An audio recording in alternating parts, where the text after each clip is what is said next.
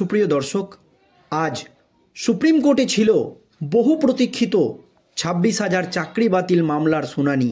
আর এই মামলার শেষ শুনানি আজ সুপ্রিম কোর্টে। আর শেষ শুনানিতেই একেবারে খেলে দিল কেন্দ্রীয় তদন্তকারী সংস্থার সিবিআই আধিকারিকরা। সাদা খাতা দিয়েই নিয়োগ, 26,000 চাকরি বাতিল। ঠিক কি হয়েছে সুপ্রিম কোর্টে দর্শক জানাবো আজকের এই প্রতিবেদনে।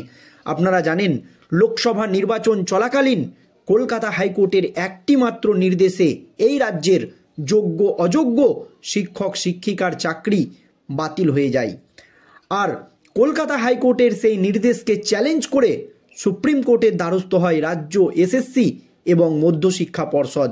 তারপর থেকে দীর্ঘদিন ধরেই এই গুরুত্বপূর্ণ মামলা সুপ্রিম কোর্টে ঝুলে রয়েছে। অবশেষে আজকের শুনানির পর এই মামলার নিষ্পত্তি। দর্শক, কলকাতা হাইকোর্টের বিচারপতিরা পরিষ্কার জানিয়ে দিয়েছিল রাজ্য এবং এসএসসি সঠিকভাবে যোগ্য অযোগ্যর তালিকা দিতে পারেনি। সেই জন্যই বাধ্য হয়ে কলকাতা হাইকোর্ট 26,000 চাকরি বাতিলের নির্দেশ দিয়েছিল। আর সেই যোগ্য অযোগ্যদের তালিকা আজও কিন্তু সঠিকভাবে এসএসসি, সিবিআই, এমনকি মধ্যশিক্ষা পর্ষদ কেউই দিতে পারেনি। আর সুপ্রিম কোর্টে দাঁড়িয়ে সিবিআইয়ের দাবি যে পুরো নিয়োগ প্রক্রিয়াটাই দুর্নীতিযুক্ত, সাদা খাতা দিয়েও চাকরি হয়েছে, তাই 26,000 চাকরি বাতিল হোক, অর্থাৎ কলকাতা হাইকোর্টের নির্দেশই বহাল রাখা হোক। আর এই দাবি আগেই জানিয়েছিলেন বিশিষ্ট আইনজীবী বিকাশ রঞ্জন ভট্টাচার্য। তিনি পরিষ্কার জানিয়েছিলেন কিছুতেই যোগ্য এবং অযোগ্য পৃথক করা সম্ভব নয়, কারণ এটা প্রথম থেকেই দুর্নীতিযুক্ত একটি প্রক্রিয়া। তাই সমস্ত চাকরি বাতিল করে, অর্থাৎ পুরো প্যানেল বাতিল করে আবারও নতুন করে পরীক্ষা নেওয়া হোক। কিন্তু সুপ্রিম কোর্টের প্রধান বিচারপতি জাস্টিস খান্না সেই দিন জানিয়েছিলেন যে পরীক্ষা নিতে গেলে সমস্যা আরও বাড়বে। আর শেষ শুনানিতে শেষ মুহূর্তে এসে সুপ্রিম কোর্টে খেলা শুরু সিবিআইয়ের। ঠিক কি হয়েছে আজ সুপ্রিম কোর্টে দর্শক দেখুন, রাজ্যের এসএসসি নিয়োগ প্রক্রিয়ায় ব্যাপক দুর্নীতি হয়েছে বলে মনে করছে কেন্দ্রীয় তদন্তকারী সংস্থার সিবিআই আধিকারিকরা। সুপ্রিম কোর্টে দাঁড়িয়ে পরিষ্কার জানিয়ে দিল সিবিআইয়ের আইনজীবী। সোমবার অর্থাৎ আজ সুপ্রিম কোর্টে প্রধান বিচারপতি সঞ্জীব খান্নার এজলাসে এ কথা জানায় সিবিআইয়ের আইনজীবী। 26,000 চাকরি বাতিল মামলায় হাইকোর্টের রায়কে সমর্থন করেছে তদন্তকারী সংস্থা। সিবিআইয়ের আইনজীবী সুপ্রিম কোর্টের প্রধান বিচারপতি সঞ্জীব খান্নাকে পরিষ্কার জানিয়ে দিয়েছেন যে কলকাতা হাইকোর্টের নির্দেশই বহাল রাখা হোক। সোমবার এই মামলায় প্রধান বিচারপতি সিবিআইয়ের বক্তব্য জানতে চান। তখনই কেন্দ্রীয় তদন্তকারী সংস্থার আইনজীবী বলেন, নিয়োগে ব্যাপক দুর্নীতি হয়েছে, সাদা খাতা জমা দিয়ে চাকরি পেয়েছে অযোগ্য চাকরি প্রার্থীরা। তাই হাইকোর্টের রায় যথার্থ, ওই রায়ই বহাল রাখা হোক, অর্থাৎ 26,000 চাকরি বাতিল করে দেওয়া হোক, পরিষ্কার দাবি জানাই সিবিআইয়ের আইনজীবী। এর আগে গত 27শে জানুয়ারি মামলার শুনানি ছিল সুপ্রিম কোর্টে।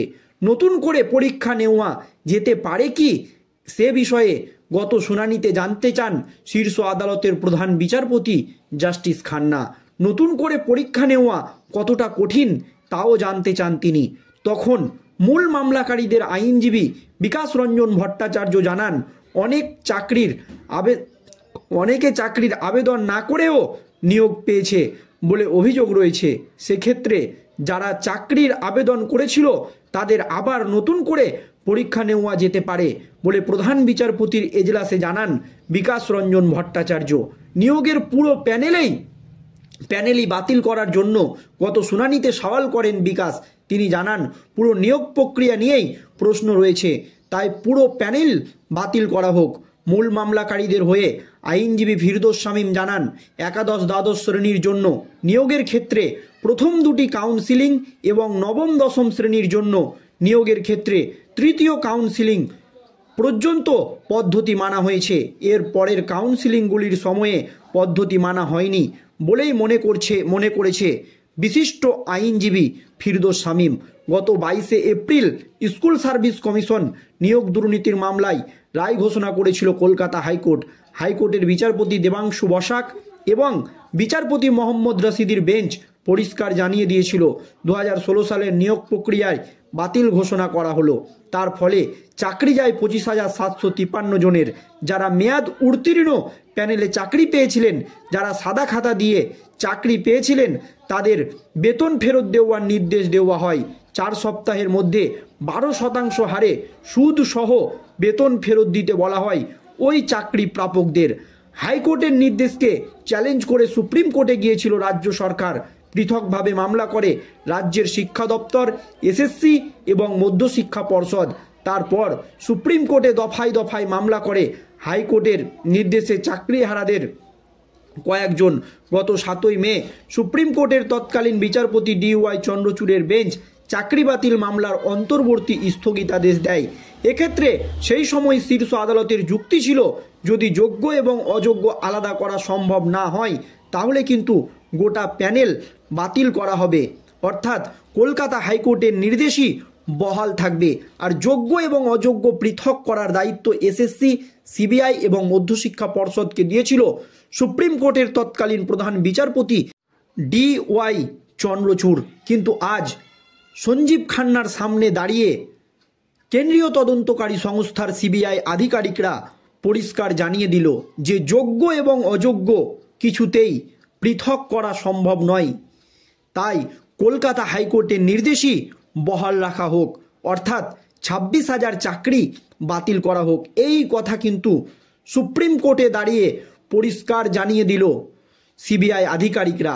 রাজ্যের এসএসসি নিয়োগ প্রক্রিয়ায় ব্যাপক দুর্নীতি হয়েছে বলে মনে করছে কেন্দ্রীয় তদন্তকারী সংস্থা সিবিআই। সোমবার সুপ্রিম কোর্টের প্রধান বিচারপতি জাস্টিস খান্নার এজলাসে একেবারে একথা সরাসরি জানিয়ে দিল সিবিআইয়ের আইনজীবী। 26,000 চাকরি বাতিলের মামলায় হাইকোর্টের রায়কেই সমর্থন করেছে তদন্তকারী সংস্থা সিবিআই। সোমবার এই মামলায় প্রধান বিচারপতি সিবিআইয়ের বক্তব্য জানতে চাইতেই সিবিআই তো যোগ্য অযোগ্যদের লিস্ট দিলই না, বরঞ্চ জানিয়ে দিল যে কলকাতা হাইকোর্টের নির্দেশই বহাল রাখা হোক, অর্থাৎ 26,000 চাকরি বাতিল করে নতুন করে আবার পরীক্ষা নেওয়া হোক। তখনই কেন্দ্রীয় তদন্তকারী সংস্থার আইনজীবী বলেন, নিয়োগে ব্যাপক দুর্নীতি হয়েছে, সাদা খাতা জমা দিয়ে চাকরি হয়েছে। হাইকোর্টের রায় যথার্থ, ওই রায় বহাল রাখা হোক। অর্থাৎ বিকাশ রঞ্জন ভট্টাচার্যের দাবিকেই মান্যতা দিল কেন্দ্রীয় তদন্তকারী সংস্থার সিবিআই আধিকারিকরা। রায় ঘোষণা কিন্তু সময়ের অপেক্ষা।